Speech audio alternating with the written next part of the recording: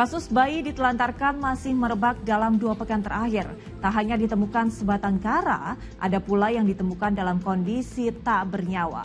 Kondisi ini menimbulkan pertanyaan, benarkah ada persoalan sosial yang kompleks?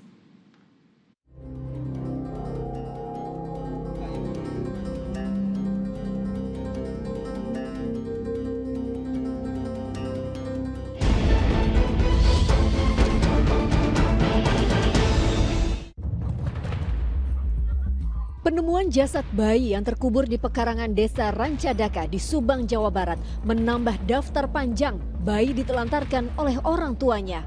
Hati sungguh pilu rasanya melihat bayi mungil laki-laki mengenaskan karena terkubur lebih dari 72 jam.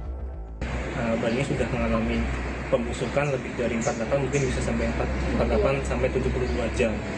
Dan dari pemeriksaan hasil gambaran dari pemotongan tali pusatnya itu memang kasar, jadi ya kemungkinan besar dilakukan pemotongan bukan dari tenaga medis. Serangkaian proses autopsi dan pemeriksaan saksi sontak menunjukkan siapa paling bertanggung jawab. Ya, remaja 18 tahun ditangkap karena diduga sebagai ibu biologisnya.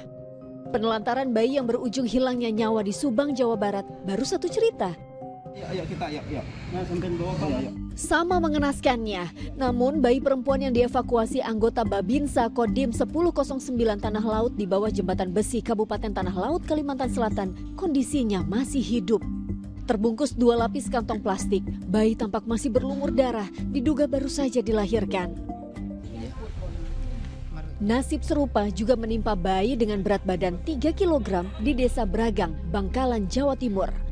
Bayi berkelamin laki-laki itu sebelumnya ditemukan warga di bawah pohon mangga dalam kondisi baru dilahirkan. Ari-arinya bahkan masih menempel di tubuh. Usai diselidiki, polisi menangkap ibu yang tega membuang anak kandungnya. Perempuan 27 tahun itu menelantarkan darah dagingnya dengan dalih malu melahirkan bayi dari hasil selingkuh dengan pria lain saat suaminya sedang mencari nafkah di luar negeri. Si tersangka tersebut malu. Takut aibnya ketahuan orang lain karena anak tersebut bukan hasil dari suaminya.